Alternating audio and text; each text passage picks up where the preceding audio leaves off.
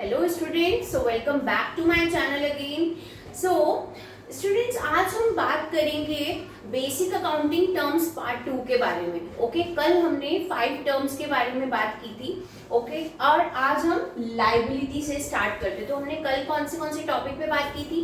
First was business transaction. Okay वो क्या होते थे? इवेंट्स, अकाउंट, और आप अकाउंट कैसे मेंटेन करते हैं, कैपिटल क्या होता है, और हमने क्या बोला था, और एक ड्राइंग के बारे में बात की थी। ठीक है, तो ड्राइंग क्या होती है? जो प्रोप्राइटर अपने पर्सनल पेमेंट्स के लिए या अपने पर्सनल यूज के लिए फॉर्म से निकालता है।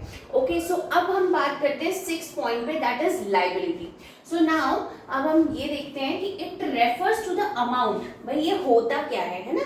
तो it refers to the amount, वो अमाउंट जो कि फर्म को किसे पे करना है? आउटसाइडर्स को पे करना है। तो ध्यान से देखिएगा, ओज, ये जो मैंने अंडरलाइन किया हुआ है ओज, इसे आप बहुत ध्यान से देखिएगा। ओज का मतलब होता है बकाया।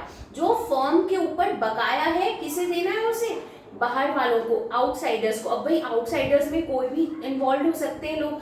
ठीक है, जैसे कि आपके क्रेडिटर्स हो गए, है ना, आपका जो बैंक हो गया उससे आपने कोई शॉर्ट टर्म लोन ले लिया, वो आपको पे करना है, या फिर और भी जो चीजें हैं हम आगे एग्जाम्पल्स में देखते हैं। ठीक है, तो यहाँ पे आपका फर्स्ट है बिल्स पेबल। तो भाई बिल्स पेबल एक ऐसा बिल होता है जब हम किसी से परचेज करते हैं क्रेडिट पे माल। ठीक है, अब हम उसे अभी पेमेंट नहीं कर रहे, हम उसे आफ्टर 1 मंथ पे करेंगे। तो वो जो हमारा जो भी जिससे हमने परचेज किया, शॉपकीपर, वो हमें एक रिसिप्ट की फॉर्म में एक बिल बना के देगा। ठीक है, जिसपे वो ये लिख देगा कि after 1 month he will pay this amount to me. Okay, तो वो हमारे लिए एक एविडेंस होता है, प्रूफ होता है हमारे लिए। तो वो मेरे लिए क्या हो गई? मेरी लाइबिलिटी हो गई, बिकॉज आई हैव टू पे that amount after that particular period. Okay, now creditors क्या होते हैं भाई? अब हो सकता है कि आपने 1 या 2 डेज बाद कुछ पेमेंट करनी हो, या फिर हो सकता है कि आपने कोई सर्विस ली हो किसी से और उसका पेमेंट आपको करना है, तो वो भी आपके लिए क्रेडिटर की टर्म में ही आएगा। Okay, now unpaid wages. अब हमने अपने एम्प्लॉयज रखे हैं कुछ, ठीक है, कुछ लेबर रखी है, उसके हमने वेजेस पे नहीं करे, तो वो भी क्या हो गई? हमारी फर्म के लाइबिलिटी हो गई। ओके, जैसे आप फर्स्ट ऑफ द मंथ को आप पेमेंट्स कर देते हैं, बट इस बार लेट हो गया, आपने 5th तक भी पेमेंट नहीं करी। ओके, मंथ का 5th डेट आ गई, बट अभी तक आपने पेमेंट नहीं करी, तो क्या कंसिडर करेंगे आप उसे? एज ए लाइबिलिटी कंसिडर करेंगे। Okay, and now that is bank overdraft. OD means overdraft. तो भाई जैसे सपोज आपके बैंक अकाउंट में 20,000 का अमाउंट इस वक्त डिपॉजिट है, बट आपको 30,000 की नीड थी। बैंक ऐसी फैसिलिटीज देता है बिजनेसमैन को, तो बैंक ओवरड्राफ्ट की। ओके, तो अब बिजनेसमैन ने क्या करा? 30,000 का अमाउंट उसमें से विड्रॉ कर लिया, तो जो 20,000 तो ही हैज ऑलरेडी, है ना, तो उसके पास में ऑलरेडी था वो अमाउंट, बट अभी जो 10,000 उसने ओवरड्राफ्ट किया है, तो वो क्या हो गया? एक लाइबिलिटी हो गई। ओके, तो आपका बैंक ओवरड्राफ्ट भी एक लाइबिलिटी के अंडर में आएगा। नाउ अब हम ये देखते हैं कि होते कितने टाइप्स के हैं। तो भाई इट इज ऑफ 2 टाइप्स। अब ये 2 टाइप्स के होते हैं, तो 2 टाइप्स के कैसे होते हैं? Internal liability and external liability. Internal liability क्या होता है? सबसे पहले हम ये देखते हैं। तो देखिए, कैपिटल और एक्यूमुलेटेड प्रॉफिट्स, यानी कि जो कैपिटल क्या होती है? पूंजी होती है, जो कि ओनर बिजनेस में इंट्रोड्यूस करता है जब वो बिजनेस को कमेंस करता है, स्टार्ट करता है। ओके, तो जो कैपिटल होती है ना बेटा, वो आपकी फर्म के लिए एक लाइबिलिटी होती है टू द प्रोप्राइटर। भाई उसे बाहर वाले को नहीं देनी है, इंटरनल लाइबिलिटी है वो उसके लिए।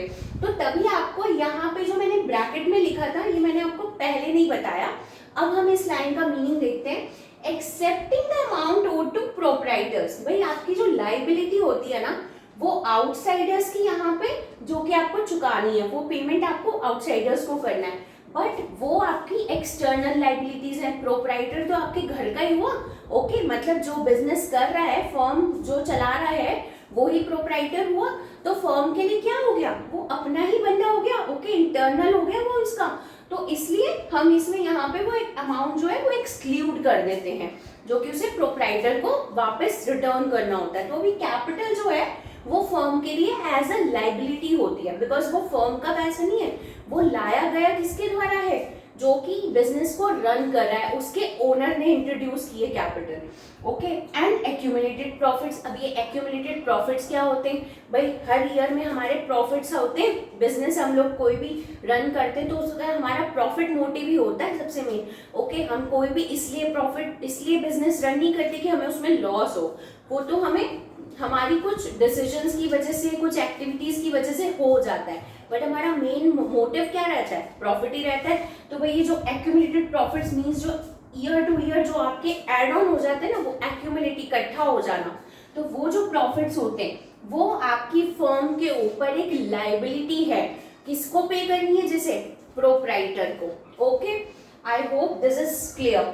नाउ एक्सटर्नल लाइबिलिटी क्या होती है, तो भाई अब एक्सटर्नल मींस आपको समझ आ रहा है टर्म से, बाहर वालों को जो आपको फर्म को पे करनी है, ओके। सो इसमें आपके बेटा 2 पार्ट्स होते हैं एक्सटर्नल में भी। पहला पार्ट तो वो हो गया जैसे आपने कोई लॉन्ग टर्म लोन ले लिया, ठीक है, हम कोई बड़ा सा लोन लेते, सपोज 15-20 लाख का लोन ले लिया हमने अपने बिजनेस को एक्सपैंड करने के लिए, तो अब क्या आप उसे विद इन अ ईयर उसको पे बैक कर देंगे, नहीं कर पाएंगे, ओके। क्योंकि हम लोग क्या करते हैं, जब भी हम लोग कोई लोन लेते हैं तो हम लोग यही सोचते हैं कि हम उसे 5 to 7 ईयर्स में जैसे जैसे हमारा प्रॉफिट होगा उस हिसाब से हम उसका एक प्रिंसिपल अमाउंट के साथ में उसका एक इंटरेस्ट रेट ऐड ऑन करके वो उसे पे करते रहते हैं, ठीक है। तो जो लॉन्ग टर्म लोन्स हो गए या फिर आपकी नॉन करेंट लाइबिलिटीज हो गई, तो नॉन करेंट क्या होती है, जो कि आप मोर देन 1 ईयर के लिए लेते हैं, ठीक है। ऐसे लोन्स, ऐसी आपके ऊपर लाइबिलिटीज होती हैं जो कि आप 1 साल से ज्यादा अपने ऊपर रखते हैं और धीरे धीरे उसे पे बैक करते हैं, ग्रेजुअली पे बैक करते हैं, okay. So it is more than 1 year. और एग्जाम्पल्स क्या हो गए इसके, long term loans and debentures. भाई इस टेबल को आप थोड़ा अच्छे से इसे अपनी नोटबुक में इसे आप नोट कर लीजिए, ओके। तो आपको ये बहुत ही सुटेबल तरीके से इजीएस्ट वे में याद रहेगा, और जब भी आप इसे गो थ्रू करेंगे तो आपको बहुत ही इजी टर्म्स में आपको समझ आ जाएगा, ओके। नाउ करंट लायबिलिटीज, अब ये क्या होती हैं, तो लेट्स स्टार्ट। भाई अगर आपकी non current liabilities more than 1 year होती हैं तो ऑब्वियसली करंट कितने की होंगी, नॉर्मली विद इन 1 ईयर आपको ये पे बैक करनी होती है। जैसे आपको क्रेडिटर का अमाउंट हो गया, आपने 2-3 मंथ्स में पे कर दिया, ओके। बैंक ओवरड्राफ्ट हो गई, तो भाई आपको वो भी विद इन 1 ईयर पे करना होता है। तो जो ऐसे अमाउंट्स होते हैं, जैसे अब आप एक आउटस्टैंडिंग एक्सपेंसेस, तो आउटस्टैंडिंग का मतलब होता है अनपेड, जो आपने अभी तक पे नहीं करे हैं, ओके। तो ऐसे जो अमाउंट्स होते हैं जैसे बिल्स पेबल हो गई, तो ये जो अमाउंट्स होते हैं ये आप विद इन 1 ईयर पे कर देते हैं, ओके। तो इन्हें हम क्या बोलते हैं, करंट लायबिलिटीज, जो कि अभी आप करंटली ही पे करने वाले हैं, okay. I hope this is clear. और अब हम ये देखेंगे कि हमारे असेट्स क्या होते हैं, ओके।